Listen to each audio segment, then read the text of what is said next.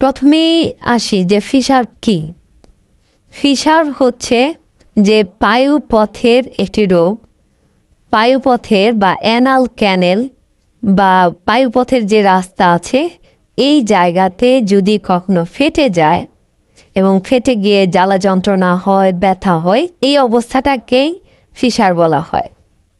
একদম সহজ কথায় বলতে গেলে পায়ুপথ ছিঁড়ে গিয়ে যে অবস্থাটা তৈরি হয়, ব্যথা, বেদনা, জ্বালা যন্ত্রণা, এই অবস্থাটাই হচ্ছে ফিশার।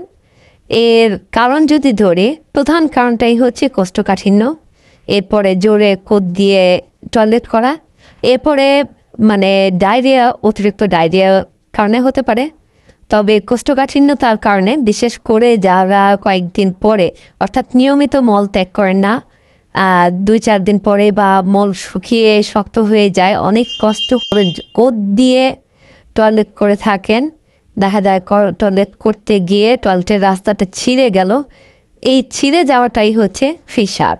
এবং এর সাইন সিমটম যদি বলি, এর সাইন সিমটমটা আসলেই খুব কঠিন।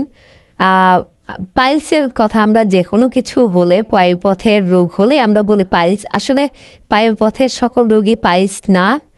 পায়ুপথে অনেকগুলো রোগ হতে পারে, তার মধ্যে বিশেষ করে পাইলসে আসলে ব্লিডিং থাকলেও ব্যথা বেদনা খুব বেশি থাকে না, থাকলেও খুব অল্প। কিন্তু ফিশারের ক্ষেত্রে মারাত্মক ব্যথা বা বিশেষ করে ব্লেড দিয়ে বা ছুরি দিয়ে কেটে ফেলার মতো যে অবস্থাটা, যেই যন্ত্রণা, সেই যন্ত্রণা হয়। এটা প্রধান লক্ষণ যে মনে হচ্ছে যে মলদার কেউ ছুরি দিয়ে কেটে ফেলছে। আরেকটা লক্ষণ আছে যে মনে হয় যে টয়লেটের রাস্তাটা সরু হয়ে গেছে, অর্থাৎ চেপে গেছে। এই চেপে গেছে এইটার জন্য অনেক সময় পায়খানায় যেতে ভয় পায়, যার কারণে পায়খানায় যেতে চায় না, আরও জটিল অবস্থা তৈরি হয়। তখন দেখা যাচ্ছে যে তার কোষ্ঠকাঠিন্য বেড়ে যায়, আরও জোরে কোদ দিয়ে টয়লেট করতে হয়। তবে এই ক্ষেত্রে একেবারে ফিনকি দিয়ে যে ব্লাড বের হয় এমন খুব কমই হয়। সাধারণত টিস্যুর সাথে রক্ত বের হয়ে আসতে পারে, অথবা মলের সাথে দেখা যাচ্ছে যে রক্ত বের হয়ে আসে। অনেক সময় ফেটে গিয়ে এর চেয়ে বেশিও রক্ত বের হতে পারে।